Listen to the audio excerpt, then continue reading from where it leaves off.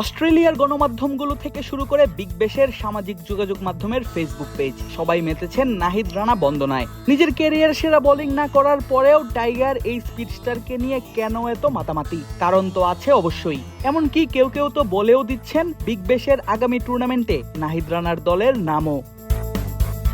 গতকালই বাংলাদেশ খেলেছে অস্ট্রেলিয়ার বিপক্ষে 3 ম্যাচের ওয়ানডে সিরিজের প্রথম ম্যাচটা, আর সেই ম্যাচে নাহিদ রানা 41 রান দিয়ে শিকার করেছেন 4 উইকেট। অজিদের বিপক্ষে প্রথমবার মাঠে নেমেই রানা শিকার করেন তাদের অধিনায়ক জশ ইংলিশের উইকেটটা। তার ঝুলিতে যুক্ত হয় একে একে অ্যালেক্স ক্যারি, লিয়াম স্কট এবং জেভিয়ার বাটলেটের উইকেটও।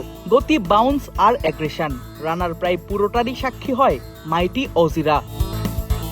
আর এতেই নাহিদ রানাকে নিয়ে শুরু হয় তাদের মাঝে আলোচনা। যেই পেস স্বর্গ বলা হয় অস্ট্রেলিয়াকে, যেখানে গতিময় সব পেসারদের মুখোমুখি হয়েই নিজেদের ঝালিয়ে নেন অজি ব্যাটাররা, সেই ব্যাটারদেরই নাস্তানাবুদ করেছেন সাউথ এশিয়ান এক পেসার, সেটিও তার গতি আর আগ্রাসন দিয়ে। ব্যাপারটা সহজে হজম হবার কথা নয় তাদের। এমনকি আউট হয়ে মেজাজও হারাতে দেখা গেল জশ ইংলিশকে।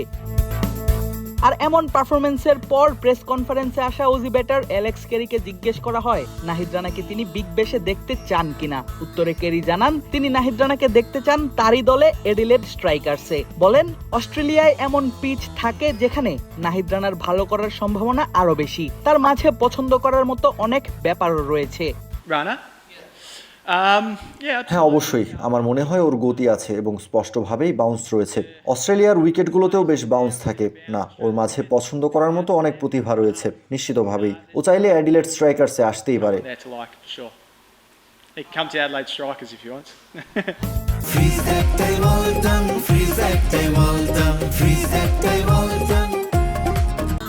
তবে বাংলাদেশের কাজটা শেষ হয়নি এখনো।